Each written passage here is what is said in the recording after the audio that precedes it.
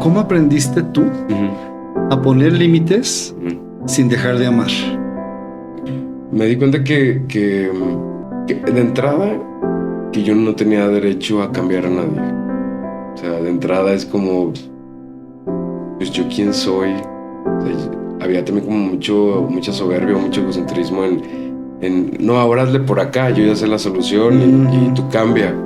Dije, bueno, pues ella tiene su historia, ella tuvo unos papás, ella tiene un diagnóstico, ¿no? Y fíjate, coincide que después de todo esto que me pasa en la clínica, pues obviamente también tuve que tener tratamiento psiquiátrico. Buen día, pues muchas gracias por estar nuevamente aquí en este espacio de Ser Persona. El día de hoy tenemos la historia, tenemos el testimonio de una persona que conozco hace poco tiempo, pero con este tiempo que lo he conocido, pues se ha ganado mi admiración y mi respeto y mi cariño, y pues le agradezco muchísimo a Javier Hernández por estar el día de hoy con nosotros. Recuerda que este espacio de Ser Persona tiene la intención de que quien lo esté observando tenga un panorama mucho más amplio de aquello que observa como realidad en su vida, porque en realidad la mirada de todos los demás es lo que enriquece eso que podemos observar en nuestra propia vida y tener, pues obviamente, decisiones mucho más incluyentes de lo que puede suceder alrededor y que muchas veces no nos estamos dando cuenta.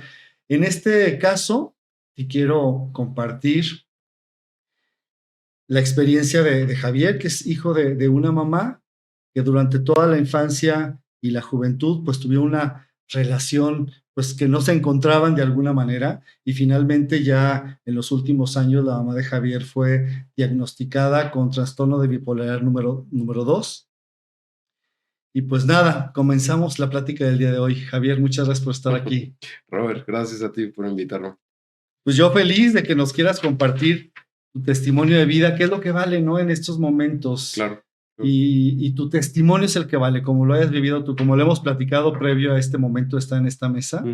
Platícame un poquito de dónde nace Javier y la relación con tu mamá. Dios, pues bueno, soy de aquí de León, Guanajuato. Sí. Mi mamá igual. Soy el primogénito. Somos 3 hermanos. Me llevo 6 años con cada uno, entonces, pues duré 6 años nada más como hijo, pues ¿qué será?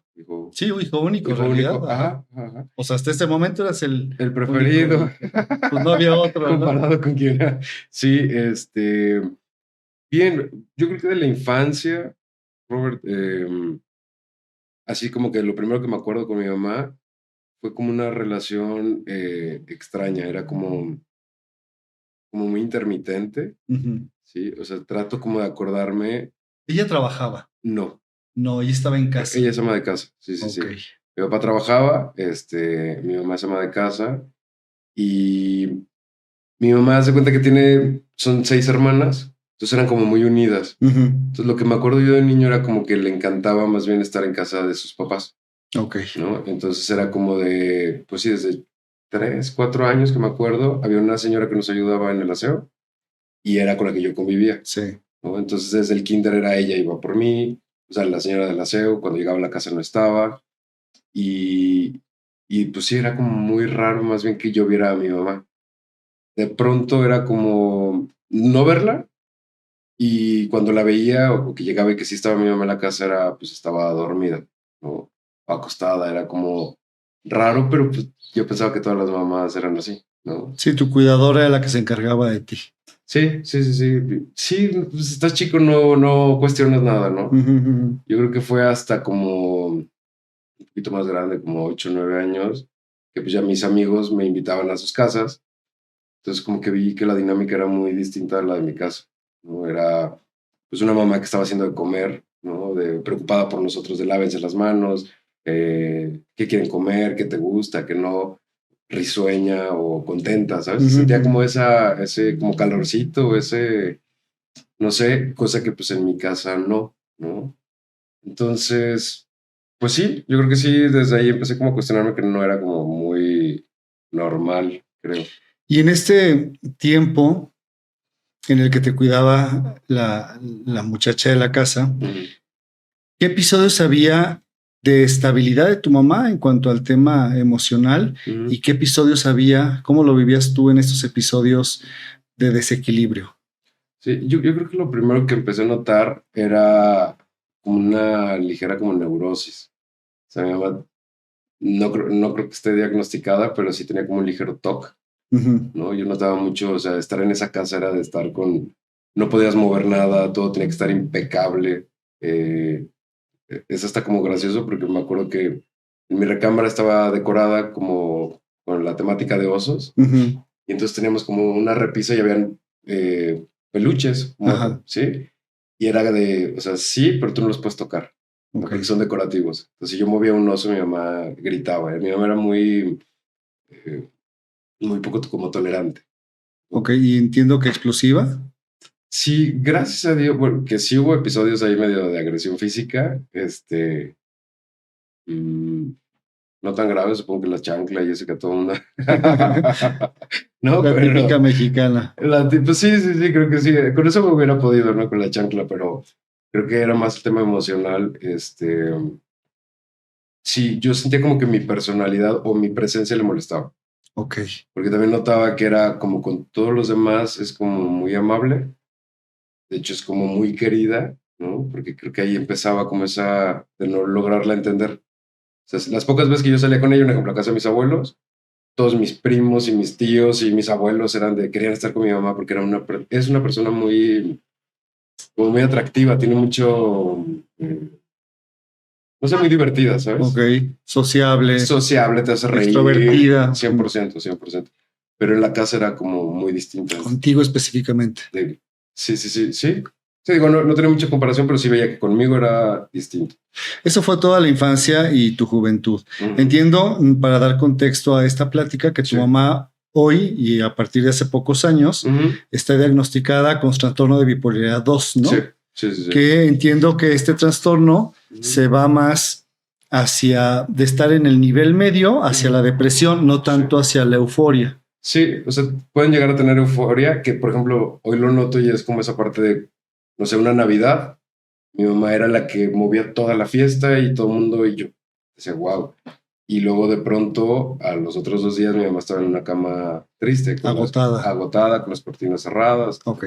¿No? Entonces, el diagnóstico de tu mamá, médico, es bipolaridad tipo 2. Del tipo 2. Básicamente, sí tienen sus euforias, sí tienen sus picos, pero en realidad tienden a la depresión. Entonces tú me decías que viviste la experiencia de una mamá que contigo era muy exigente, era ausente, con los demás no, y era muy exigente.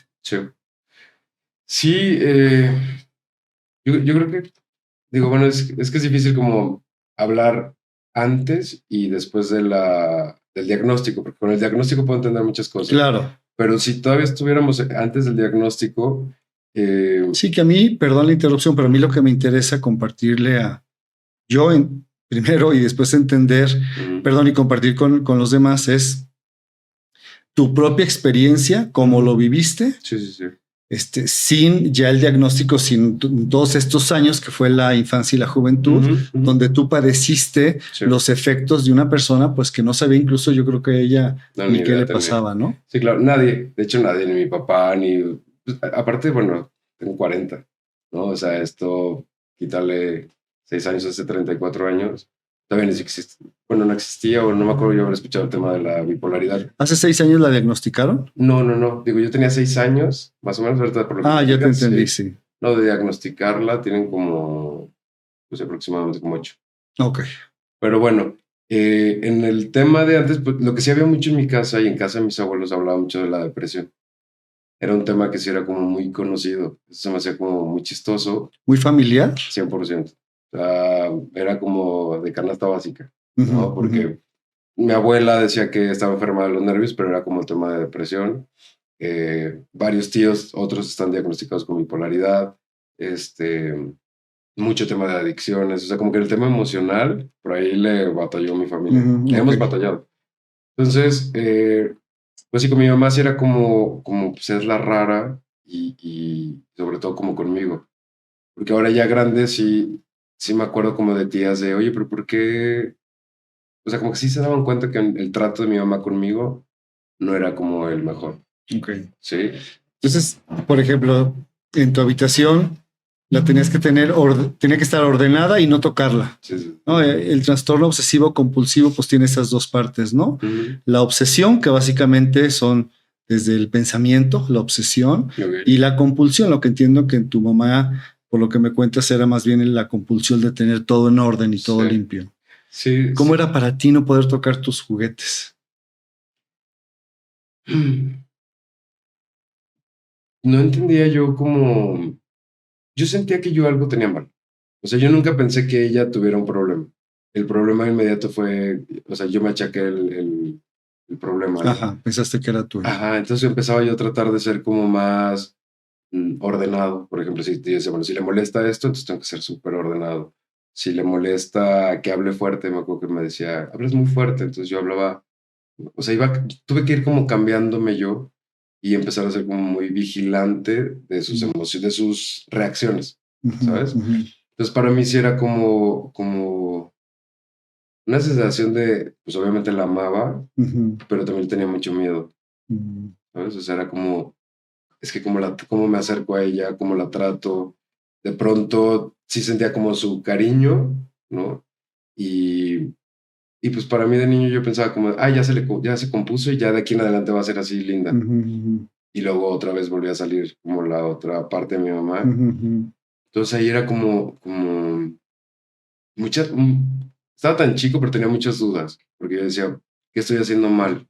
O ¿qué más tengo que hacer como para merecer como, pues mínimo el cariño o la compañía? Ya deja tú. O sea, ya ni siquiera era el cariño. O sea, para merecerte que estuviera contigo y no estuviera afuera. Sí, pues es que, o sea, imagínate, no hay nadie en la casa, ¿no? O sea, yo me acuerdo del típico cuadro, llegar a la casa y claro que sí se siente como frío, o sea, no hago la comida, no hay alguien que le dé como vida a la casa.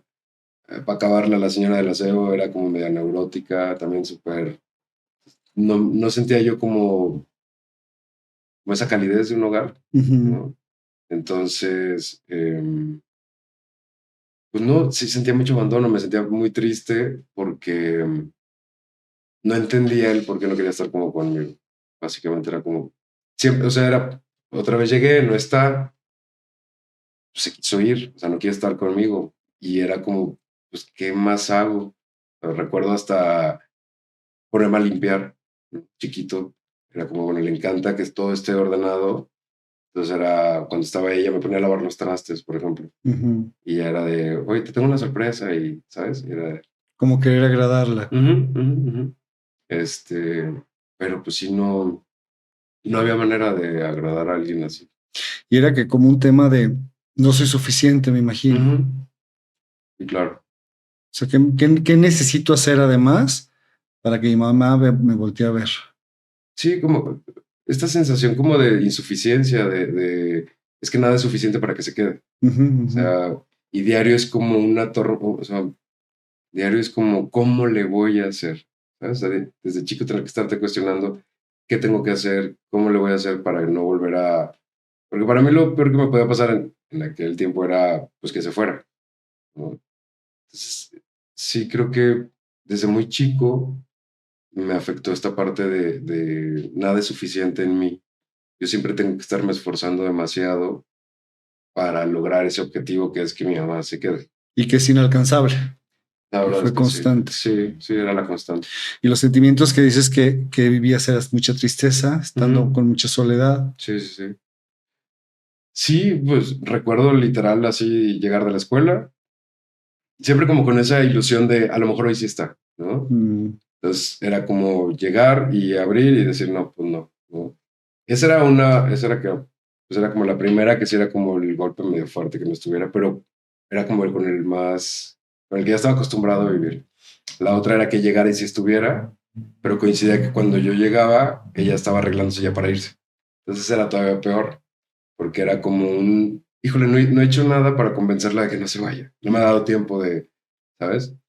Y entonces también ahí, o sea, yo me acuerdo como, por favor, llévame, me voy a portar bien, voy a ser súper obediente, no sé qué, pero no me escuchaba, ¿sabes? O sea, era como, sí, sí, sí, pero ella se seguía arreglando. O sea, ella tenía su plan de salirse y yo no existía. O sea, siento como, pues sí, como como que a lo mejor también le molestaba a ella la situación, digo, quiero pensar. Ese es tu sentir, simplemente. Sí, como que mejor decían, no existe, yo ya me tengo que salir, entonces era la manera, no sé. El chiste es que la señora la hacía jalándome o encerrándome en el baño mientras salía mi mamá, ya salir y ver que ya no estaba. Así, o sea, así Y me lo narras como si fuera una película, pero ¿cómo lo vivió ese niño? Robert, pues imagínate que no tienes nada en la vida más que pues, a tus papás, ¿no? Y no sé, ha sido como muy fuerte, ha sido el tema de mi vida, la relación con, sobre todo con mi mamá. Porque entiendo como que hay muchas cosas complicadas de la humanidad y situaciones que te pueden pasar, pero como el rechazo de una mamá, Sentí rechazo. mucho tiempo lo viví así. Sí, o sea, porque he escuchado a otras personas y decía, bueno, perdón, pues mi mamá se va a trabajar, ¿no? Y yo digo, bueno, tenía un pretexto, pero yo acá lo que veía era que le incomodaba mi presencia. O sea, era como un huir de mí, ¿sabes? Entonces, pues, la única referencia que tienes son tus papás, vuelvo a lo mismo, no tenía hermanos, no tenía, o sea, mi sociedad eran ellos dos. Mi papá trabajando y una mujer que se supone que te debe de amar huyendo de ti. Y además, cuidado, tu cuidadora era la mujer de la señora de la limpieza, que además dices que era bastante... Sí. Sí, digo, ojalá me hubiera tocado esos de novela de las nanas súper lindas y todo. Dices que era histérica. Loca, sí, golpeadora. Además, fíjate nada más. Sí. Parecía como que disfrutaba el que me regañara mi mamá, ¿no? O sea, como que a ella le desesperaba mucho que yo llorara tanto por mi mamá. Estaba jovencita y no tenía hijos, entonces yo siento que no entendía nada. Y... Sí, aquí lo importante es el impacto de esas personalidades contigo, ¿no? Frente a ti, frente a tu formación, porque finalmente, pues bajo toda la línea de la psicoterapia corporal, marcamos el carácter, se nos forma el carácter que es el que nos impulsa o nos detiene hacia la vida, pues hasta los 7 años, ¿no? Desde el momento en que la mamá se entera que está embarazada de nosotros hasta los 7 años. Okay. Y pues ese periodo pareciera ser que fue pues de mucha poca estabilidad, ¿no? En tu vida. Sí, como mucho estilo y aflojo. O sea, estable nunca me sentí, no tuve esa sensación como de contención, de pertenecer a es mi casa y voy a llegar, y si me golpeo voy a llegar a que mi mamá me cure, o sea, sí, no, sí estuvieron, ¿sabes? O sea, y mi papá también, pero mi papá pues llegaba a las 9 de la noche, perdón, pero pues como muy lo básico, o sea, no me sentía visto, no sentía que hubiera una preocupación genuina como de observar a un niño tan pequeñito, ¿no? O sea, esa atención que yo veo en las madres de ahorita tengo que estar súper al pendiente de él, no la sentía. Y tu papá también, de alguna manera, pues estando en la periferia, pero no realmente preocupándose y ocupándose de ti. Sí, digo, bueno, es una historia súper larga. Mi papá después sí me confesó que él sí se daba cuenta de, pues, de que mi mamá no estaba del todo bien, pero pues él era como de, pues tengo que salir a trabajar. Claro. Pero pues es que sí era un poco evidente que no había una relación entre mi mamá y yo. Sí, la enfermedad estaba, ¿no? No sabían cómo se llamaba. Claro. Pero aquí lo importante es el impacto de tu entorno frente a esa enfermedad y también frente al otro parental que también se mantuvo un poco a la periferia, ¿no? Aquí básicamente tus necesidades. Sí, fue como, pues, como dicen, echando a perder se aprende. Claro, sí, que fuiste el primero. Dime una cosa, ¿cómo era la relación con tu mamá en esos momentos de crisis versus los momentos donde se pudo haber acercado un poco más a ti y atendido como mamá? Yo creo que ya fue un poquito más grande, como 12, 13 años, que nació mi otro hermano. Entonces como que no es lo mismo dejar a uno que dejar a dos. Entonces como que ya estuvo un poco más en casa. La relación era... Es que era como muy... O sea, muy militarizada. A partir de que nace tu hermano. Sí, siempre fue. Pero ahora como yo ya era un poco más adulto, como que siento que mi mamá a la infancia le tenía como aberración. incluso porque hasta mis abuelos mi abuelo era así. No le gustaban los niños, entonces mi mamá tampoco le gustaban los niños. Es como que yo cuando entró a la adolescencia, como que sí sentí que me vio un poquito más, ¿no? Porque ya era como, pues cállate, no te muevas, haz esto y pues, eres muy obediente, ¿no? Entonces, fuiste muy obediente. sí, claro. Sí, no, olvídate. Sí, Siendo obediente, ¿qué te pasaba? siendo obediente, pues me sentía visto. Sí, sentía que les estaba generando como algo bueno a ellos, ¿no? Era como mi forma de darles algo inconscientemente para que me dieran algo también. Sí, pareciera que como de ser visto y de ser amado, ¿no? Siendo obediente. Sí, claro. No, pues es que si de por sí no había como mucho y te voy a dar problemas, era como, pues menos van a quererte. Claro. Oye, me decías que desde tu abuelo viene ese como no mucho gusto por los niños y que tu mamá lo tiene. Sí. ¿Tú sabes si tu llegada, tu nacimiento, o sea, el enterarse que estaba embarazada, cómo lo recibió? Bueno, mi mamá dice que sí querían embarazarse, pero los 9 meses del embarazo mi mamá estuvo con ascos y con dolores de cabeza y depresión, ¿no? Se le desató yo creo que todas las hormonas más todo lo que ella ya traía. Entonces, los 9 meses le fue fatal y luego cuando yo nací, como al mes y medio le dio peritonitis. Yo nací de cesárea, entonces también me tuvieron que mandar con una tía y ya no pude estar yo como con mi mamá como no sé cuánto tiempo, pero es un periodo pues importante para ser tan chiquito. ¿Y esa tía cómo fue contigo? ¿Sabes? Está lindísima a la fecha, sí. Sí, es chistoso, pero mira, sí. ¿Y en qué momento regresas a vivir con tu mamá y dejas de estar viviendo con tu tía? No, fue nada. No, o sea, de bebecito se cuenta en lo que mi mamá se recuperó de la operación y todo, sí. Y ya me regresó con ella. Pero si no, mi abuela a lo mejor. Yo sí. Ya. Sí. Me interesa mucho, Javier, que podamos compartir esta infancia con esta situación de tu mamá. ¿Qué repercusiones tuvieron en ti? O sea, viene la época de la preadolescencia, de la adolescencia. ¿Y qué pasó en ti? ¿Cómo viviste tú la vida? Ok. Pues sí, como te decía, ya como que más puberto, como que ya sentía un poco más de su vista. Incluso creo que ahí fue donde, lo voy a tener que decir, desgraciadamente, mi mamá me empieza a tomar como confidente y como psicólogo de cabecera. Porque entonces empezó como de, pues que con quién me desahogo más que contigo. Yo estaba muy chico. Entonces yo como que no entendí. Yo fingía, por tener su atención, de, no, pues te escucho, ¿no? Pero obviamente me dolía, o sea, el primer impacto de que tu mamá te diga como, pues me siento súper triste, o la verdad es que ya me quisiera morir, o la vida no es justa. Conversaciones que seguramente la estaba viviendo, ¿no? Y que eran dolorosísimas para ella y difíciles de enfrentar.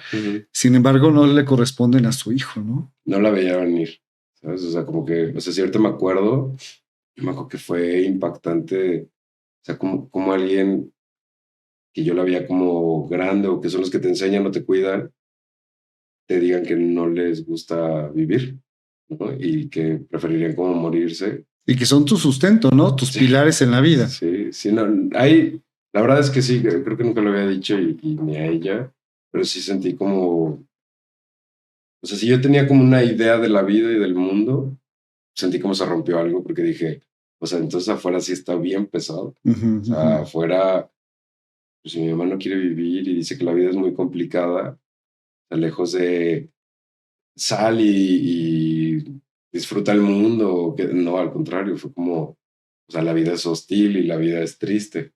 Sí, porque finalmente frente a nuestras figuras de autoridad, ellas son las que nos comparten el sostén para la vida, ¿no? Y como son las que tienen la experiencia, pues son los que nos vienen a decir a nosotros, como en tu caso, ¿qué pasa allá? ¿Cómo es la vida afuera? Sí, sí, entonces sí fue como, pues, choqueante. Coincidió con circunstancias de la vida. Yo estaba a acabarla de amolar en una secundaria donde estaba sufriendo de bullying. Entonces como que me hizo lógica lo que me decía mi mamá, ¿no? Como si el mundo sí es súper hostil. Sí. Lo cuadraste con lo que tú vivías. Sí, 100%. ¿Cuáles eran los temas de bullying que tenían tus compañeros contigo? Pues, irónicamente, pero era porque era güerito Ujú. y gordito y porque era muy amanerado, Ok, ¿no? Entonces era el tema de, pues es como, pues el que no se sabe defender, el que, como el tonto, el bonachón, el, gracias a Dios, lo que sí siempre agradecido es que en mi casa no hubo violencia ujú, como física ujú, o gritos, entonces yo no estaba acostumbrado a la violencia y llegar a esos lugares donde sí era muy hostil porque era una secundaria pública, este, pues sí, era como otra vez contra mí, ¿sabes? O sea, era como, y la misma sensación de qué tengo que hacer para que me acepten, ¿no? Y decir, ¿por qué otra vez me tengo que estar preguntando qué está mal conmigo y qué tengo que ahora darle a ellos para recibir su aceptación? claro. Fíjate que mencionas que tú no viviste en tu familia violencia, sin embargo, el ser ignorado,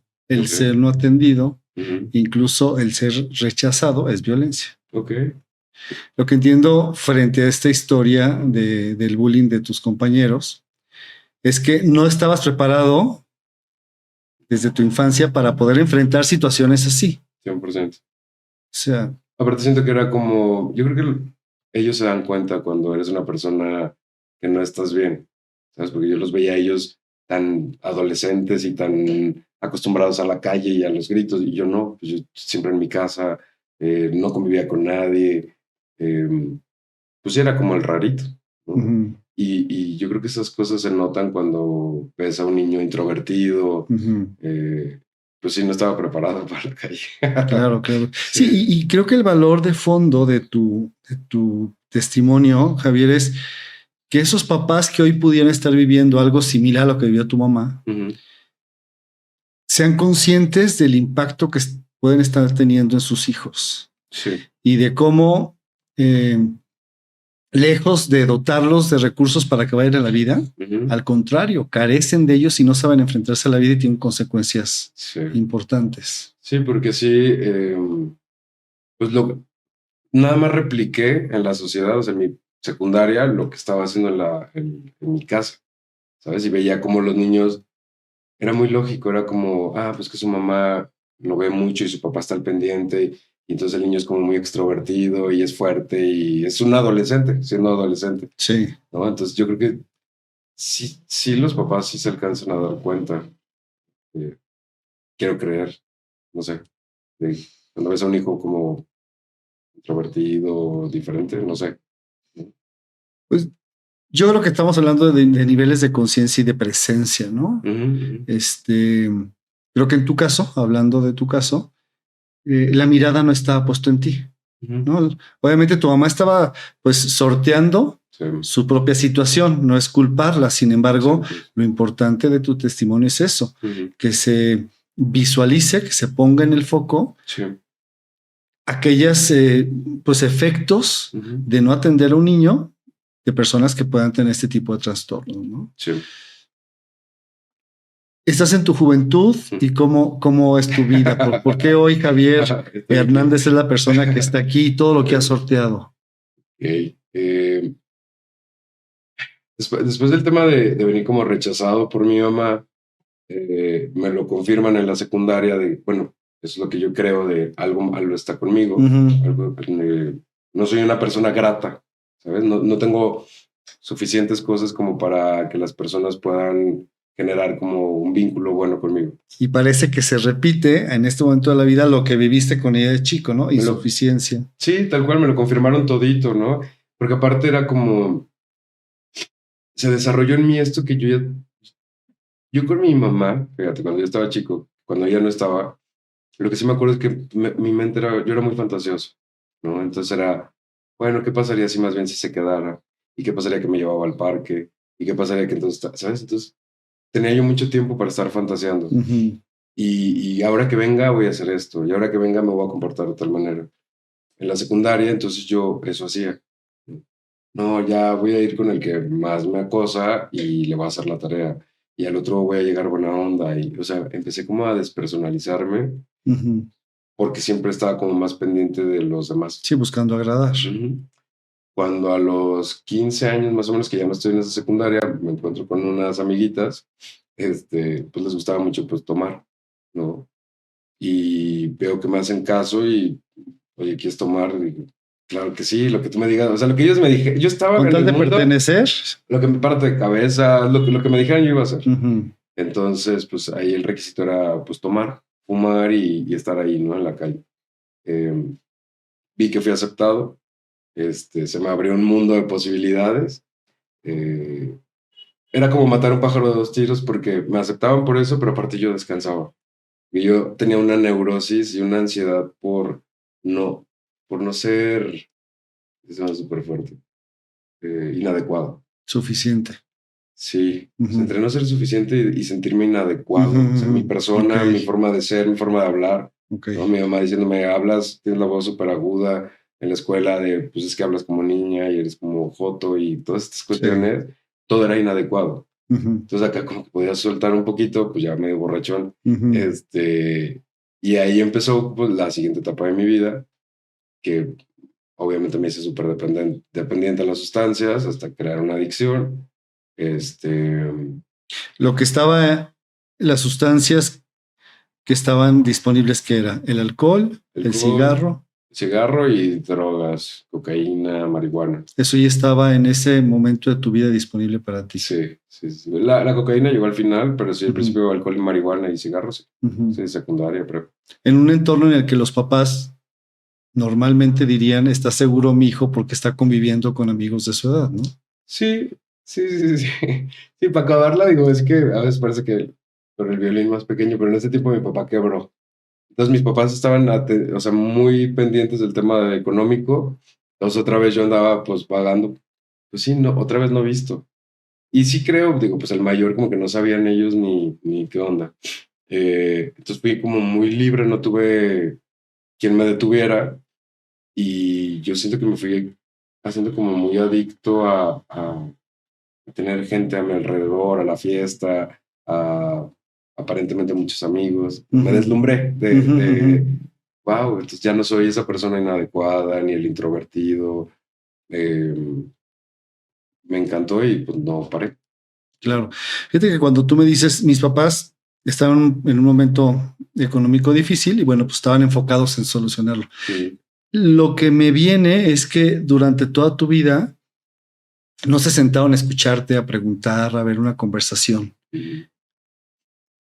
Mira, no puedo ser injusto y trato lo más que puedo de no mentir. Hubieron, ¿sabes? O sea, hubo una que otra. Una que otra.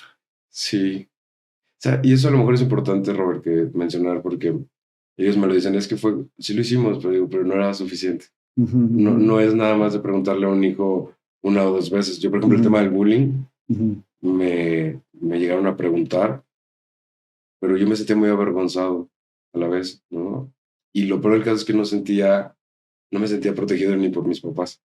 O sea, era como, ¿cómo te digo mi peor secreto si en el fondo tampoco me siento que me vayas a defender? Y nada más el problema se va a hacer más grande. No, y mencionas la vergüenza, que la vergüenza es una emoción, un sentimiento de una vibración muy baja. Imagínate sentir vergüenza por nosotros mismos. Sí. Yo era el que, si se perdió un lápiz, aunque no me lo hubiera robado, yo sentía que me lo había robado. Entonces, siempre como... Mucha sobre responsabilidad de todo. Sí. ¿Por qué sentías que tú te lo habías robado? Pues porque siempre sentí que era inadecuado. O sea, siempre sentí que algo hacía mal. O sea, nunca me sentí satisfecho con mi persona o cómo me veía o cómo pensaba. No. O sea, sí era... No vivía tranquilo, nunca viví de niño, mi infancia no fue tranquila, no viví en paz. Entiendo que con una valía, con una autoestima bastante baja. Y aquí, Javier, lo importante, como dices tú, no quiero decir mentiras y no quiero ser injusto. Si hubieron 2 o 3 veces que sí platiqué con mis papás. Bueno, aquí lo importante es tu propia experiencia, porque tus papás pueden estar pensando que tuvieron un comportamiento, una relación diferente contigo. Y está bien, o sea, esa es su historia. Aquí lo importante, y por eso aquí está bien recibido, es tú cómo lo viviste. Claro. Yo entiendo, por lo que tú compartes, que realmente no hubo una comunicación, ellos estaban dedicados a otras cosas y no te sentías visto. Y entonces en este momento de la secundaria, pues ya el pertenecer, que es lo que más queremos en la vida, el no pertenecer es dolorosísimo.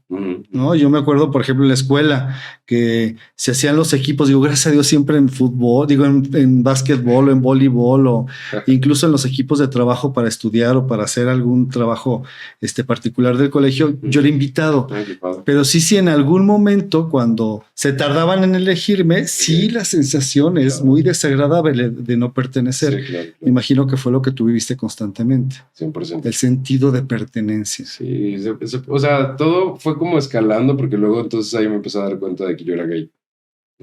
Entonces, pues tampoco era aceptado. Claro, o sea, súmale. Ahora entonces era como, ya deja tú que la secundaria o mis compañeritos me acepten, o sea, ahora estoy lidiando con que resulta que soy gay y ya no nada más es la escuela, es el mundo no me quiere. ¿No? Para aquellos tiempos yo así lo sentía. Sí. Como, no, esto no es nada, o sea, apenas viene el madre. Se desató muchas cosas, Robert. Yo de ahí me brinqué a terapias de conversión porque en el fondo yo decía, me siento inadecuado, a lo mejor mi vida ha sido muy tormentosa porque soy gay. ¿No? Siempre buscando que el problema había sido yo. Siempre. O sea, yo nunca me cuestioné si mi mamá tenía un problema en su cabeza, si los que me bulleaban tenían un tema de violencia en su casa. Todo tenía que ver contigo. Todo tenía que ver conmigo. Sí. Cuando tú descubres tu orientación, ¿por qué lo decides tú o quién decide entrar a estos procesos de conversión? Justo cuando mis papás están con este tema de que quebraron, mi mamá tiene una hermana que es cristiana. Entonces, pues luego hay como esos fanáticos de que aprovechan de la desgracia para meterte a Dios así. Sí. Perdón, no quiero entrar. Es mi Aquí historia. Está bienvenido. Sí, claro. Pero bueno, se vio muy claro, ¿no? Fue como de, están necesitados, vamos a meterles a Dios como la humedad. Y cuando menos pensamos, pues ya estamos ahí en la iglesia, ¿no? Y pues a mí se me hizo fácil decir que era gay. Y bueno, me dijeron que, o sea, imagínate qué fuerte que te digan, o sea, Dios te ama, pero aborrece lo que haces. O sea, ahora ya era Dios también no me quiere. ¿Sabes? O sea, otra vez algo malo está en mí y estoy otra vez decepcionando pues ahora está a Dios. Sí, y ahora está Dios, así es, así lo veo yo como, antes era como mucho el plano familiar, amigos, y ahora estamos yéndonos a ese ser superior, que bueno, yo creo en él, definitivamente. Sí, bueno. Entonces llegar a ese nivel de no ser adecuado, qué dolor, ¿no? Parecía como que era una constante que me confirmaban y me confirmaban y me confirmaban. A lo mejor me estoy soltando como un episodio importante, pero en la infancia tuve por ahí 2 situaciones de abuso. Y siento que también eso repercutió mucho porque me hacía sentir que por esos eventos yo estaba como desgraciado. ¿Sí? Yo estaba como marcado por como la desgracia o marcado por como el apartarse de mí. ¿Sabes? Como sucio, como... Sí. Entonces, y luego me preguntaban de, bueno, ¿te hiciste? ¿Fue por los abusos? Y yo mismo entré como en este diálogo de, pues sí soy, lo mencionaban los cristianos como una aberración. Entonces yo decía, pues sí soy una aberración porque me gustan los hombres, pero si eso viene por el tema de lo que me pasó de niño, pues estoy loco, estoy poseído, ¿sabes? O sea, llegué a ese grado. Sí, el que está mal soy yo, ¿no? Y llegué a estar dispuesto, o sea, de, güey, quítenme esto, entonces háganme heterosexual. Pero pues no funciona. ¿Cómo fue para ti este proceso de la conversión? Es decir, te enfrentabas a estas pláticas, no sé cómo se vivan, pero a estos espacios y cómo vivías tú. El querer convertirte en lo que no eras.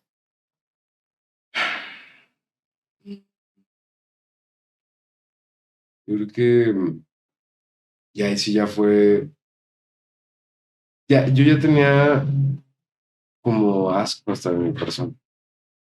sea, ya manejaba yo un nivel de empezó la autodestrucción ahí. Justo fue cuando dije, ya le hice por un lado, ya le hice por otro, no se me quita esto de ser gay, Soy inadecuado, soy tengo inadecuado, vergüenza de mí. sí, Qué fuerte. o sea, era como, pues, no, ¿a dónde le hago? Porque sí, en las noches yo le pedía a Dios y le decía, por favor, quítamelo. Ujú, O sea, si ese es mi problema ujú. y de aquí en adelante voy a estar bien, pues quítamelo, Sí, sí, ¿no? no es decisión. Por eso te digo, o sea, la gente digo, si a mí me lo hubieran quitado, o sea, si fuera algo de aquí, pues ya me lo hubiera quitado desde hace mucho. Claro, Pues fue claro. Sí, fue complicado. una decisión, ¿no? Exacto. Entonces, vi que no, y ahí sí entra, eso sí me acuerdo perfecto, que dije, bueno, entonces Dios no pudo, no se me quita, si voy a ser inadecuado, pues va a ser súper inadecuado. Mm, Y me voy al otro lado, al ujú. tema de la autodestrucción. Empecé a consumir muchísimo más alcohol, más drogas, relaciones interpersonales muy tóxicas. Este, Si te está gustando este tipo de contenidos en el tema de poder ver mucho más allá de ese contexto que tú tenías sobre el desarrollo personal, suscríbete a este canal, dale clic a la campanita para próximas testimonios, próximas historias y nos vemos aquí pronto. Muchas gracias.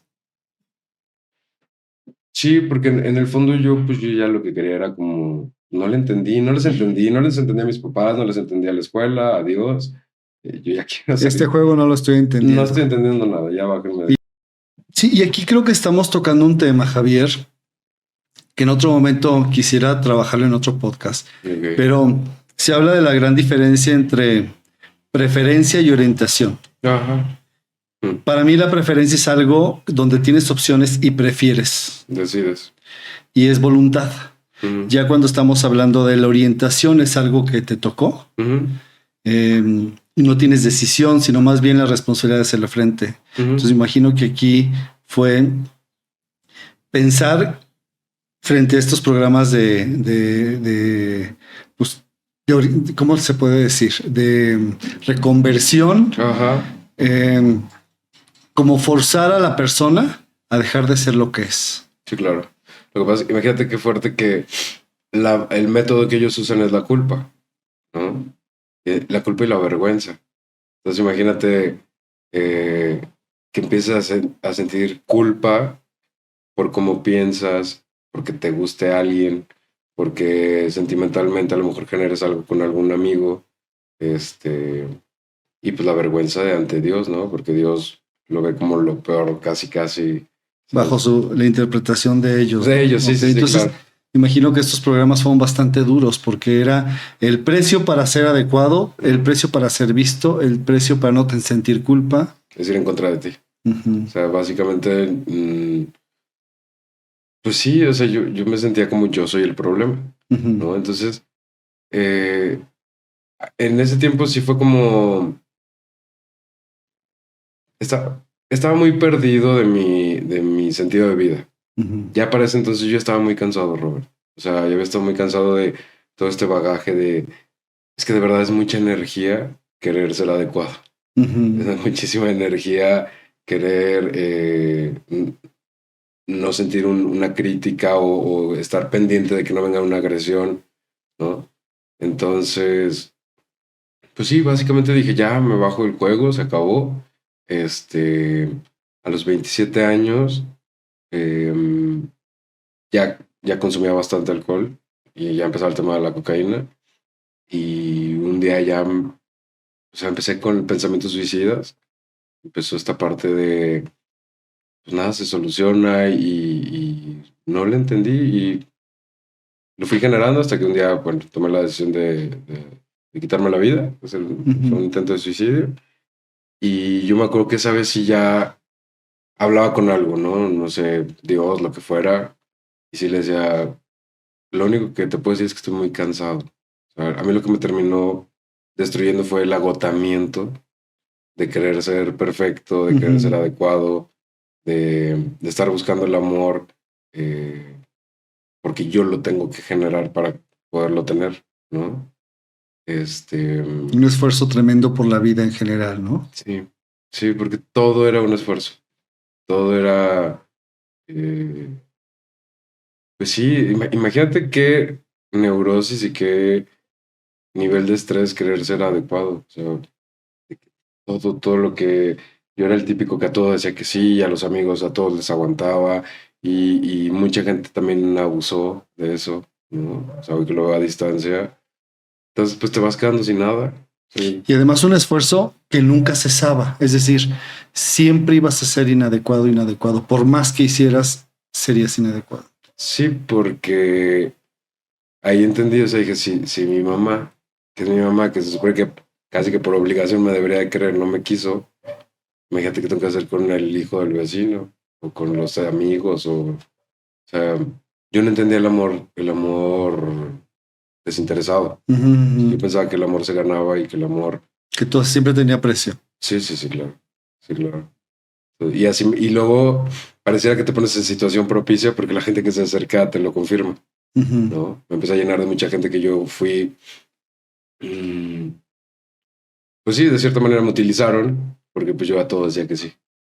Entonces me confirmaban y llegó un momento de pues, sí, una crisis existencial, cansancio, decir, ya me cansé de tener que andar buscando el cariño de todo el mundo y ahora ya hasta el de Dios.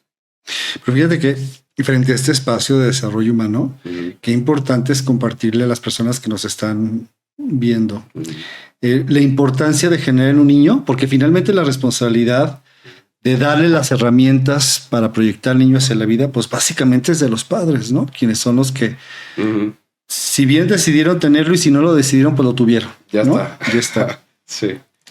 Entonces, ver esta importancia de darle al niño recursos para que vaya a la vida, a su propia vida, porque finalmente en la escuela, en la calle, con los amigos, no están los papás. Claro. Ahí es donde llevan los recursos que han desarrollado por medio del acompañamiento de los papás. 100%. Fíjate que creo que hoy que lo veo a distancia, digo, sé que ningún papá, ninguna mamá es perfecta, pero yo siento que lo peor que le puedes hacer a un niño, y lo digo por mí, es que un niño se tenga que preocupar por sus papás. Ya deja tú, o sea, ya deja tú que si el papá borracho, que si la mamá, que digo, todo está horrible. Sí. En mi caso, yo hablo por mí, o sea, de los peores daños que le puedes hacer a un niño es que el niño se tenga que preocupar por los papás.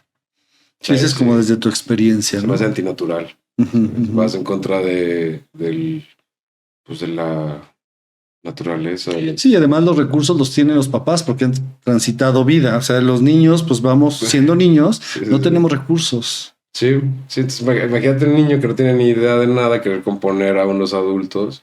Pues no. La ecuación ya se perdió. Yo nunca me entendí en este mundo.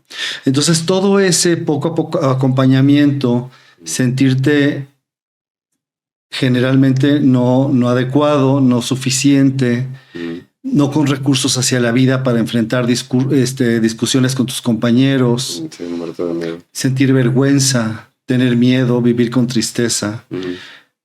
Pues lo que hacen es que en el momento en el que eres poco aceptado en un grupo y que empieza a consumir, pues te lleva a consumir pues drogas y alcohol, etcétera. Sí. Entiendo yo que una persona que toma la decisión de suicidarse es una persona que en su principio de realidad ya no existe otra opción más que esa. ¿Cómo viviste tú esta experiencia, Javier? Sí, claro. Sí, básicamente fue como yo le decía a Dios, de verdad estoy muy cansado. O sea, era una sensación físicamente, emocionalmente 100% y espiritualmente, por la plática que tuvimos tú y yo previo a esto. Sí, aparte de como desarmado ya, ¿sabes? O sea, porque ya había hecho todos los intentos. Que pues trabajando, que teniendo dinero, que teniendo buen físico, que teniendo buen el novio, que teniendo la casa, o sea, de verdad me esforcé por todo eso y medianamente lo tuve o sí lo tuve y aún así no había esta saciedad, no había esta sensación de... Los logros eran materiales y de relaciones. Pero ese es otro capítulo. Es otro tema. Pero entiendo que este vacío era básicamente de adentro, ¿no? Sí, era yo conmigo mismo y con mi poder superior, ¿sabes? Porque con el tiempo pues me empecé a pelear mucho con él de decir, qué injusto que me diste una mamá así. Cuando empezaba yo a tomar,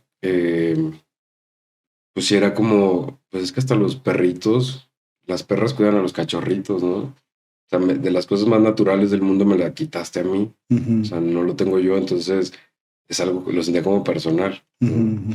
Y sí, básicamente con el tema del suicidio fue porque dije, ni voy a cambiar a mi mamá, ni, o sea, no sigo sintiendo su amor, aunque ya había cambiado ella un poco, pero el mundo sí es hostil. ¿Había cambiado la relación con tu mamá porque ella se acercó o porque tú, conforme ibas avanzando en la vida, tenías más recursos y menos la necesitabas? Porque fíjate, porque empecé a tener más recursos y pude ser muy adecuado para ello. Entonces sentía su aceptación. O sea, económicamente, bien portado, el hijo que todo dice que sí, el servicial. Entonces, pues, una buena relación. ¿No? Pero... O sea, seguías pagando el costo de sí, claro. ser visto y ser querido y ser cercano a tu madre. Sí, 100%. 100%. Okay. Sí. Entonces, bueno, pues ya se toma la decisión. Le digo a Dios que estoy muy cansado. No encontré otra manera de verdad. O sea, ya dije, ya no hay manera. Y me dio mucha paz porque yo, hablando con ese algo, dije, es que tú has sido testigo. Así es que es real que me escuchas y me ves. Y le dije, no hay nadie más que me pueda entender qué es lo que ha pasado con mi vida, ¿sabes? Y no es que yo dijera que un puntito más de que siempre he sufrido demasiado, pero decía ya. O sea, no ha sido una tras otra. Entonces, pues nada, pasó eso, gracias a Dios. Desperté. Te tomaste pastillas, ¿verdad? Pastillas, sí. Sí, en la madrugada me desperté, gracias a Dios, vomitando. Y yo siento como que fue la primera vez que sí sentí como que algo me escuchó. Como que ahí sentí como que ese Dios o lo que fuera, sentí como su compasión, ¿sabes? Porque sentí como él sí me está escuchando y esta vez no me está juzgando, me está entendiendo. No sé por qué, yo creo que ya era una rendición de... Como que en el fondo el decirle estoy cansado fue como mostrarme y decir, pues esto es lo que soy, güey, ¿sabes? O sea, si te gusta o no te gusta, si me voy a ir al infierno porque me voy a suicidar, ya no puedo, o sea, ya no puedo quedar bien contigo tampoco. Ya me cansé de quedar bien con todo el mundo. ¿Fue una rendición ante la vida o fue una rendición ante él?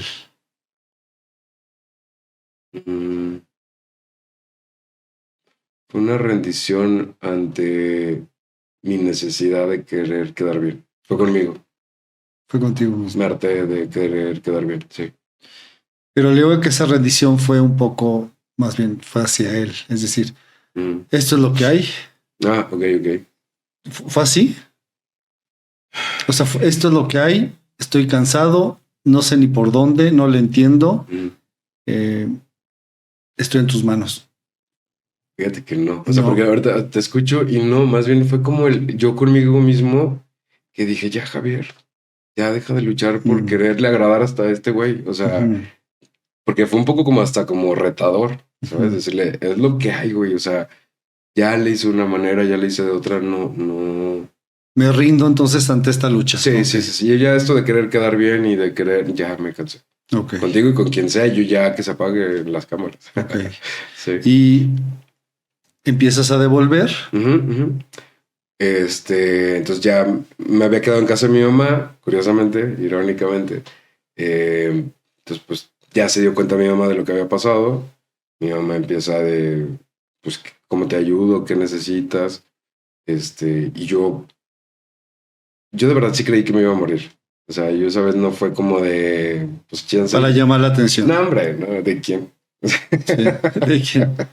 Siempre lo había tenido. O sea, no era para eso. Yo sí pensé que me iba a ir y bueno, pues resulta que no. Y entonces me decía, ¿qué hago? Y yo le decía, mamá, es que yo ahí en ese momento yo no sentía cabida en el mundo porque yo me había despedido. Entonces era como, ¿cómo voy a empezar a otra vez mi vida y otra vez a querer quedar bien con el novio y con mi mamá y cargar con 1000 gente y andar dando servicio? Una locura. Entonces era como, yo ya no quiero empezar esta vida. Y entonces dije, ¿sabes qué? Siento que me estoy volviendo loco porque mi cabeza no se calla. En ese momento, Robert, no sé si fueron las pastillas, el alcohol, todo, mi mente estaba en 1000 por hora. O sea, los pensamientos estaban y eran pensamientos súper agudos, ¿sabes? Entonces era como, O sea, lo único que necesito es que se apague este pedo. O sea, la cabeza ya no la aguanto, no quiero escucharme. ¿Pensamientos de qué tipo? Pues pensamientos de no vales nada y ni para matarte sirves y un pánico a empezar, o sea, empezar un día, ¿sabes? O sea, de fingir que otra vez todo está bien. Sí, porque además ese primer nuevo día es cargando todo lo anterior más el que no me moría. Sí, imagínate aparte, ¿no? O sea, como empezar de un poco menos, ¿no? O con un poco más de carga. Pues imagínate que la gente, yo trate toda la vida de ser adecuado y luego que la gente se vaya a dar cuenta que hasta me quise suicidar, ¿no? O sea, como de, pues nos estás decepcionando a todos. Okay. Yo ya no quería convivir con, o sea, yo no quería estar. Entonces le digo, ¿sabes qué? Pues llévame un psiquiátrico. Se me ocurrió en mi cabeza un psiquiátrico porque dije, pues que me calle en la cabeza. O sea, ahí entendí lo que era la locura. ¿Sabes? Que sea, cómo huyo de lo que tengo aquí adentro. En una desesperación de decir, ¿cómo me saco esto? Y a donde me vaya lo voy a traer hablándome. Entonces, pues ya me llevan. Coincidió que mi mamá no tenía coche, entonces le marca una prima y la prima me lleva y ella había estado en un psiquiátrico. Entonces ya cuando me iban a dar el acceso y que me estaban como tomando todos mis datos, afuera me sacó rápido y me dijo, oye Javier, no es lo que tú piensas, o sea, es fuerte aquí adentro. Y ella ya se había dado cuenta de mi forma de consumir, ¿no? Porque pues sí. Dijo, ¿cómo ves si mejor una clínica de rehabilitación? Y le dije, pues lo que sea, pero ya háganme algo, o sea. Entonces, bueno. Sí, o sea, es diferente una clínica de rehabilitación, donde de alguna manera son más amorosos, a un psiquiátrico. 100%. ¿No? Sí. Sí, yo les decía, pues el tema del alcohol y las drogas sí sé que me encanta, o sea, sí sé que no puedo parar, sí sé que tengo una compulsión brutal. ¿Cómo estabas ahí? Platícame un poquito. Cuando estabas en las drogas, en el alcohol, ¿cómo era Javier y cómo era la vida frente a los ojos de Javier de ese momento? Pues empiezas riendo y terminas llorando, ¿no? O sea, la verdad sí me divertí muchísimo. Sí. ¿Te permitías? Platícame un poquito. ¿Qué es lo que ahí sí hacías que no podías hacer antes o fuera de ese espacio? Wow. Pues sí, obviamente al principio era como... Nunca, Robert, aún ahogado y con lo más que podía tener, nunca se me quitó el miedo. O sea, aún así siempre hubo el miedo a las personas. Esta dinámica siempre estuvo, pero se aminoraba muchísimo, muchísimo. Entonces me vivía como alegre, cosa que no era, porque por dentro siempre estaba triste. Me vivía seguro. O sea, a lo mejor era como, si ese Javier no hubiera tenido todos estos episodios anteriores, si mi desarrollo hubiera sido un poco más amable, más sano, ajá, probablemente hubiera sido ese Javier, ¿no? Más amiguero, más valemadrista. Eso para mí era delicioso, ser valemadrista, porque era muy preocupón, era muy estresado. Y sí, y ¿sabes qué? Que sentía aparentemente el cariño de las personas. Era como un amor superficial y como... Pero más receptivo al cariño de las personas. Sí. Más abierto. No, está confundido. No había cariño, que va a haber cariño en un antro, ¿no? O sea... Pero con tus amigos de la calle, etcétera. Sí, con ellos a lo mejor sí era como... Uy, es mi familia, ¿no? Ellos sí me aceptan, ellos sí me quieren. Sí, porque el antro es un momento muy específico, no sé si a la semana, ¿no? Pero de tu convivencia cotidiana con el alcohol, con las drogas. Sí, eso sí me acuerdo. O sea, era como mis amigos y yo para toda la vida, ¿no? Y ellos sí me entienden, ellos no me critican, ellos... O sea, con sentido de pertenencia. Ándale. Como arraigo. Con una contención, ok. Sí, un amor y todo esto, sí, claro. Mis adictos. Que entiendo que es como el recurso que lleva a muchas personas que consumen a vivir esos momentos, porque es donde en realidad pueden estar viviendo más libremente, no como atreviéndose. Yo siento que es un ciego guiando a otro ciego. O sea, éramos puros inadaptados. Entonces era como que pues todos ahí dicen que nos queremos, pero no tenemos ni idea de qué significa el cariño, el respeto, el amor. Pero pues ahí dábamos lo que nos alcanzaba también. Un ciego guiando a otro ciego. Sí, yo los veía y me veía a mí. Y los escuchaba y decía, pues todos traemos historias fuertes. ¿Sabes? Bueno, también yo creo que las personas coincidimos en función de la historia de vida y el nivel de conciencia, ¿no? Yo recuerdo que mis primeros amigos en mi pubertad, pues el común denominador éramos personas que teníamos una vida muy familiar, muy común. Exacto. Y que no comulgaba yo con otras personas, simplemente pues porque su estilo de vida era muy diferente al mío, sus heridas, etcétera, claro. ¿No? Entonces, pues sí, un ciego llevando a otro ciego, como dijiste tú. Sí. Que fueron salvavidas gigantescos. O sea, sí, claro. Sí, fue gente que conservo muy poquitos de esa temporada, pero si no hubiera sido por ellos, yo no sé qué hubiera sido, Robert. ¿Y en qué momento haces conciencia de este tema del alcohol y de las drogas y qué decisiones tomas? Cuando ya entro a la clínica de rehabilitación, pues me empiezan a platicar del tema de que es una enfermedad, ¿no? Yo pensaba que estaba al revés. Yo pensaba que yo había tomado porque estaba como mal de mis emociones y de mi cabeza. Y que después generé la dependencia a las sustancias, ¿no? Pero pues todo está como entrelazado. Y el punto era que yo, por ejemplo, en la clínica me decían, no, que para que dejes de tomar y no sé qué. Yo les decía, es que no me importa dejar de tomar, ayúdenme porque me estoy volviendo loco. Entonces, yo me quería salir de la clínica y me acuerdo que un señor me dijo, mira, ya quítate de que si dejas de tomar o que si el alcohol, o sea, no te quisieras conocer y pum. O sea, yo creo que cualquier otra cosa que me hubiera dicho me hubiera ido. Pero sí fue un momento, o sea, como que dije, tengo 27 años y la realidad es que no tengo ni idea de ni quién soy. O sea, me he convertido he sido un, ¿cómo se llaman estas cosas? Que se convierten en diferentes, los animalitos estos que si los pones. Camaleón. Camaleón. Sí, un camaleón de que, pues, si estoy con los más ricos, soy el más rico, si estoy con los más pobres, soy el más pobre, el más borracho, el más no sé qué, por agradar. Pero yo no me acuerdo. Yo ya para ese entonces, como había sido tanta réplica de tantas cosas, yo ya no me acordaba quién era yo. Te juro por Dios, ¿eh? En esta búsqueda, en este esfuerzo de pertenecer, me imagino que te adecuabas a las personas o a los grupos. De hecho, todo el tiempo que ha sido ahora el tema de la recuperación ha sido como reencontrarme y decir, ay, esto sí me gustaba, esto nunca fue mío, esto, ¿sabes? O sea, ha sido, ahí empieza la parte para mí bonita y la parte de que hoy por hoy digo, gracias a Dios pasó todo y no cambiaría nada.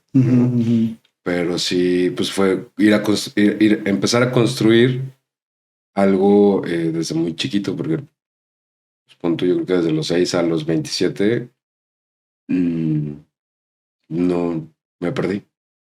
No había, o sea, ese Javier se quedó como suspendido y se hizo miles de versiones, pero yo ya no supe, ese se quedó allá. Mirando hacia afuera, ¿no? Como los 100%. Con la intención de pertenecer. Sí. Y entras a un grupo para poder atender el tema del alcohol y las drogas. Sí, ¿desde hace cuánto estás en ese programa? 13 años. Felicidades. Gracias. Sí. Sequísimo. Sí, gracias a Dios. Sí, ahí empezó todo. O sea, yo siento que ahí es donde ha empezado realmente lo tengo como muy claro. Yo digo, bueno, ese día del intento de suicidio, yo le dije a Dios, ¿sabes qué? Estoy ya muy cansado. Ya solté los guantes, me tiré, me derroté. Y en la clínica me decían eso. O sea, pues no es que estuvieras cansado de vivir, estabas cansado de vivir así. ¿No? Entonces, lo vi yo como una muerte, o sea, como si se hubiera pasado. Sí se murió un Javier. Y empiezo con los grupos de autoayuda.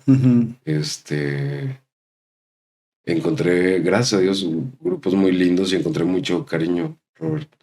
Encontré como mucha contención. A lo mejor lo que toda la vida había buscado, ¿sabes? Como sentirme escuchado, visto.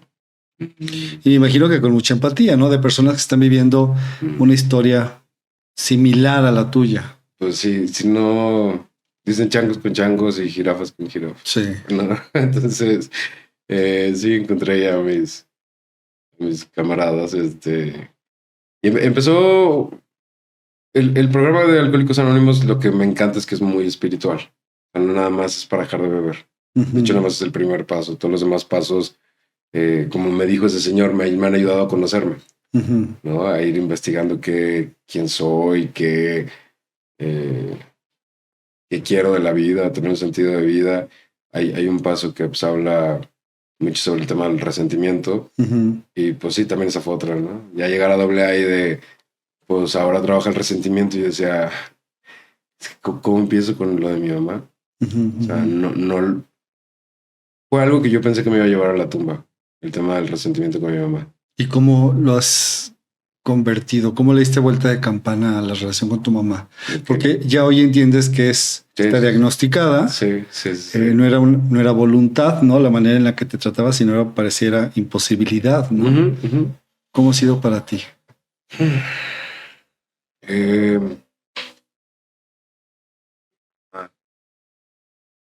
Ha sido como agridulce, porque después con el tiempo yo descubrí que yo había ganado mucho con esta historia. Y es algo fuerte. Me di cuenta que el tema de hablar de mi mamá era como no hacerme responsable de mi vida. Ahorita voy por eso. Sí, era como, pues sí, si mi mamá no me quiso, entonces yo tampoco quiero la vida y tampoco me hago responsable. Entonces empecé a darme cuenta que no fue tan mala. Y no este cliché como de, pues me dio lo que tenía. ¿Y cómo le has dado vuelta de campana a la relación con tu mamá? Ok. Mi mamá ha sido el desafío de mi vida. Mucha gente a mí siempre me dijo en diferentes terapias, si no sanas el tema con tu mamá, no hay manera, ¿no? Entonces era como, al principio me forcé, como era como de, pues ya quiero vivir en paz y quiero llevar una vida mejor, pues, pero no fue tan sencillo como me imaginé, ¿sabes? Entonces ha sido un proceso largo, porque con el tiempo descubrí que también era como el yo estar resentido con mi mamá hacía que no me hiciera responsable de mi vida, ¿sabes? O sea, como que era una justificación. Sí, pues era víctima. Claro. ¿Sabes? Entonces, también ser víctima, aprendí que también hay ganancia en eso. Aunque se escuche fuerte y que me dolía, ¿no? Porque dice, ¿cómo? Si todavía todo lo que he pasado y todavía quiere decir que yo me sigo generando esto, ¿sabes? Y eso es algo que siento que a muchas personas les cuesta trabajo, y a mí me costó el darle la vuelta, a decir, sí fui víctima, pero ¿cuánto tiempo más voy a estar aquí, ¿no? Haciéndome la víctima. Entonces ya fue un tema de o le meto por mi bienestar o no voy a salir de esto. Entonces, pues obviamente hice constelaciones, terapias, me fui a la India, o sea, le metí con toda mi mamá, y obviamente la relación fue como mejorando. Viene el tema de cuando ya la diagnostican, ¿no? Cuando nos damos cuenta de... ¿Qué pasa en ti cuando la diagnostican? Frente a esta historia tuya, frente a ella. Yo ya lo veía venir. Obviamente dice, mi mamá no es una mujer normal, ¿no? La forma como se maneja no es normal. Había mucho enojo porque yo decía, pero es que ella tampoco hace nada. O sea, no hace nada para cambiar, y era mucha impotencia porque ya para ese entonces yo era como su papá. Yo era el psicólogo, yo era el papá, yo era el que casi, pues por poquito la mantenía, más o menos. Y no cambiaba, ¿no? Entonces era mucha impotencia. Entonces cuando llega el diagnóstico, sí fue como, bueno, ya vas a hacer algo. Y no. Me imagino, Javier, que cuando la diagnostican, le ponen nombre a lo que le sucede y te enteras de lo que pasaba a tu mamá en realidad. Sí. Te generó empatía, te generó filia. Es decir, la filia es, me alegra tu alegría y me preocupa tu preocupación. Entiendo que... Sí. Y lo digo derivado de la plática previa que tuvimos a este momento. como ese momento de entender qué le pasa a mi mamá, y no era voluntad y no era no querer, personal, de hecho. no era personal. Sí, aquí hubo una situación de que fue como, wow, encontramos algo. A mí me estaba funcionando mucho AA y todo, entonces era como, todos vamos en la misma corriente de empezar a levantarnos, pero tiene una mala experiencia mi mamá con un psiquiatra, decide no tomarse el tratamiento y dice, no, o sea, yo no voy a seguir un tratamiento psiquiátrico, tampoco terapéutico. Y mi mamá decide... Se negó a la fecha. A la fecha. Sí, a la fecha. Aquí el tema sí fue muy frustrante, ¿sabes? Porque yo pensé que íbamos como caminando juntos y sobre todo que yo iba a descansar del bienestar de mi mamá, porque yo estaba muy preocupado por eso. Con las personas bipolares, pues sí. O sea, un día te dicen, no tienes toda la razón, y si es cierto, y mañana voy a empezar y voy a De repente, pum, ya me quiero morir, no sé qué. Entonces, imagínate ese ir y venir, ¿sabes? Entonces era como... Y yo ya en un grupo, y yo ya como empezando a entender un poquito de las emociones, de la espiritualidad, y quererle contagiar esto a tu mamá, pero tu mamá a veces sí, a veces no. Hasta que sí, pues sí, llegó un punto en el que dije, sálvese quien pueda. O sea, con todo el amor y lo que sea, pero no la voy a componer a ella. O sea, ella ya tomó una decisión, y si esa es su decisión, yo tengo que entender que es un camino personal. Y respetarlo, claro. 100%. O sea, me costaba mucho trabajo respetarlo, pero a la vez me dio un chingo de libertad. Bueno, mucha libertad. Sí, mucha. Y fíjate que sobre esto que me estás diciendo, ¿cómo aprendiste tú a poner límites sin dejar de amar? Fue eso, tal cual. Me di cuenta que de entrada, que yo no tenía derecho a cambiar a nadie. O sea, de entrada es como, pues yo quién soy. O sea, había también como mucha soberbia, mucho egocentrismo no, ahora hazle por acá, yo ya sé la solución y tú cambia. Dije, bueno, pues ella tiene su historia, ella tuvo unos papás, ella tiene un diagnóstico, ¿no? Y fíjate, coincide que después de todo esto que me pasa en la clínica, pues obviamente también tuve que tener tratamiento psiquiátrico. Claro. Entonces, voy con un psiquiatra, me revisa y todo, y me dice, bueno, pues tú tienes distimia, es una depresión menor, pero es crónica, ¿no? Y cosa que sí, dije, tiene toda la razón, o sea, todo lo check. O sea, la tengo 100%. Entonces decía, porque yo pensaba que a veces la depresión era por el alcohol, pero ahora ya no tenía el alcohol y yo seguía deprimido. O sea, como consecuencia. Entonces empecé a ver también esta enfermedad que yo tenía. Y pues obviamente sí empecé a canalizar, empecé un poco a tener empatía por mi mamá, ¿no? Empecé a entenderla. Y a respetar un poco su propio proceso. Sí, claro, sí. Te digo que la forma... Yo venía trabajando a mi mamá mucho, ¿no? Pero pasó muy puntual que hace algún tiempo adopté una gatita, chiquitita, y bueno, ahí andaba en el departamento, no sé qué. Me dio un episodio fuerte de depresión y me acuerdo que la veía, pues era una cachorrita súper linda y toda... ¿Qué edad tenías tú en ese momento? No, ya fue hace poco eso, incluso. Ok. 36. Okay. No, hombre, más. Hace como 2 años de eso. Ok. Y entonces, no pude, Robert. O sea, le daba de comer, nada más. Se me acercaba, yo me ¿Estabas iba. deprimido? Sí. O sea, cuando llega a tu vida, te encargaste de ella, le compraste todo lo que necesitaba y estabas feliz. Sí. Te llega la depresión. Y tu experiencia es que dices, no puedo atenderla. Yo no entendía porque decía, güey, ¿qué me cuesta jugar con ella? O sea, con un palito y estarle dando, no podía. Estaba tan deprimido que no me daba para eso. Entonces, ahí fue como un momento que dije, wow, o sea, yo no puedo con un gatito. No me imagino a mi mamá con un diagnóstico de bipolaridad, ¿sabes? Y eso te hizo tener un poco más de empatía y filia con todo tu el madre. entendimiento del mundo. Yeah. Ahí fue como o sea, dije, un hijo, luego 2, luego 3, sin diagnóstico, la quiebra de mi papá, luego yo ya fui un desmadre en alcohol y drogas, o sea, no me da mi cabeza a entender cómo logró estar de pie. Ok. ¿Sabes?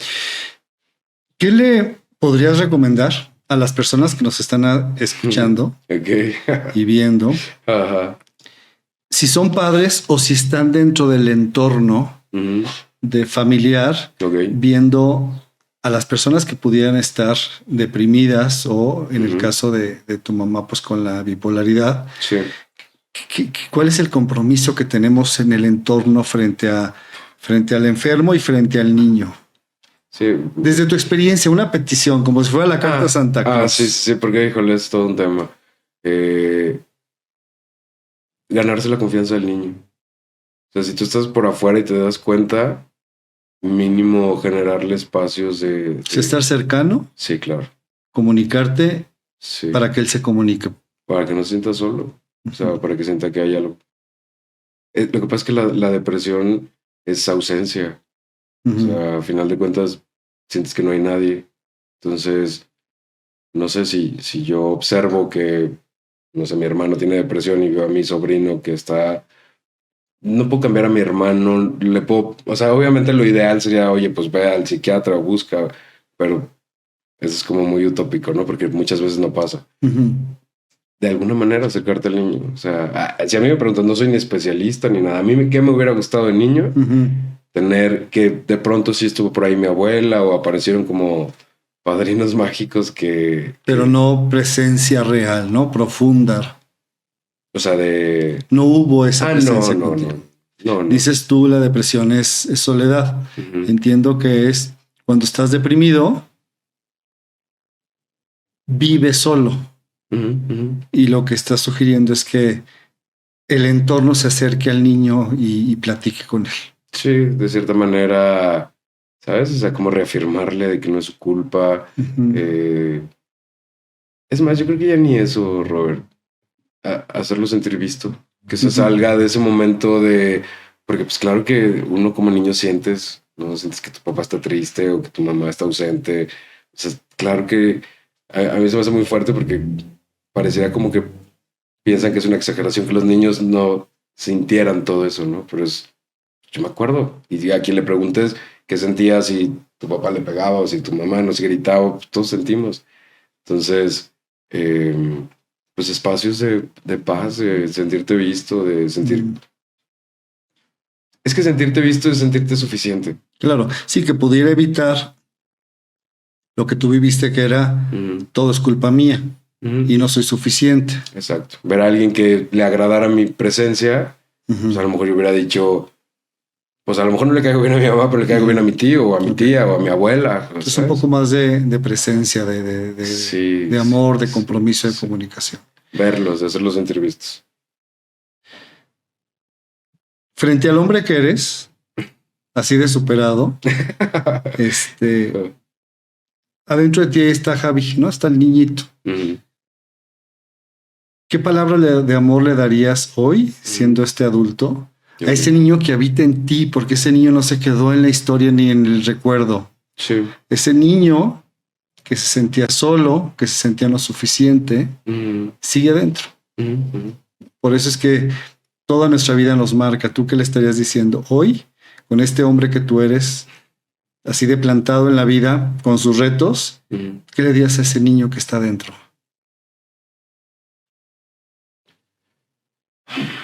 Pues que el mundo no estaba listo para alguien como yo, en el buen sentido. O sea que, pues sí soy demasiado, ¿sabes? Y que las circunstancias que estuvieron a mi alrededor, pues fueron perfectas para yo sentirme como me siento hoy así. O sea, si te soy honesto, ahorita estoy súper agradecido de la relación con mis papás. Mi mamá me regaló y me ha dado lo más grande, al día de hoy así lo siento, que ha sido el nivel de desapego. ¿Sabes? Me siento en paz con esa parte de, pues ahí tengo noviecillos, o espero algún día casarme o cosas así, ¿sabes? Pero yo, la verdad, el tema de las parejas, por ejemplo, no lo sufro, porque me quedó súper claro lo que es el amor genuino, el amor auténtico. Digo, si pude con eso de mi mamá y, o sea, ¿a qué le puedo tener miedo, Rob? ¿sabes?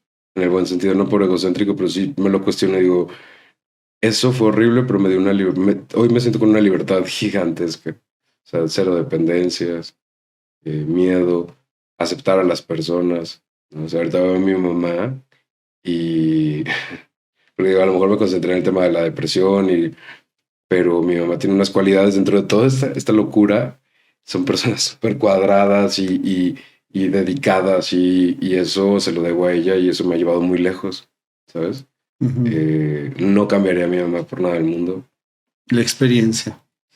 Sí, la experiencia es lo que te hace ser la persona que eres hoy, ¿no? Sí, estoy orgulloso de ella porque digo, hay un dicho que dice, no, antes admiraba a gente con dinero y ahora admiro gente con paz. Claro. Y yo hoy admiro a la gente con paz porque entendí lo difícil que es el tema de la salud mental. Y digo, alguien que esté batallando como lo hizo mi mamá.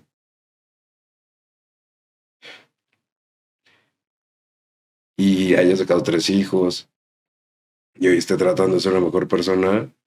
Para mí es mi top. O sea, la gente que haya tenido otras ganancias, eso, la verdad es que lo veo poco comparado con el trabajo titánico que es tener que pues, salir adelante cuando tienes un tema fuerte, hablando de salud mental. Sí, claro.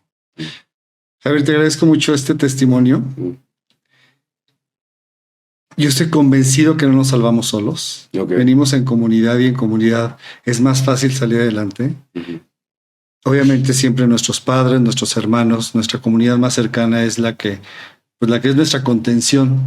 Yo soy un convencido del tema de la familia en apoyo, apoyándonos, cuidándonos, amándonos, poniendo límites sin dejar de amar. 100%. Porque el recurso que se tiene no es, tengo una diferencia contigo y te dejo de hablar porque es un recurso pues bastante herido, ¿no? Sí. Y tu testimonio nada más me deja también muchas cosas, muchos aprendizajes, pero también el hecho de ir con un profesional que nos acompañe para 100%. Poder estar mejor. 100%. Porque para eso están los profesionales que se preparan y que nos pueden acompañar con una mirada, pues sí, con muchos más recursos que las que tenemos nosotros en la vida cotidiana. Y pues yo honro y agradezco tu vida y gracias por compartirla en este espacio. No, gracias, Robert. Encantado. Y mi intención es esa. Básicamente, como mencionas, sí hay muchas herramientas, sí hay salida. Sí parece ser a veces que ya aparentemente uno le hace por un lado y por el otro, pero creo que lo más importante es como hacerse consciente de que uno no puede solo, ¿no? Y que es importante, como dices, pedir ayuda y las cosas se dan. Así es. Nomás es eso. Muchas gracias, Javier. Gracias, Robert. Encantado.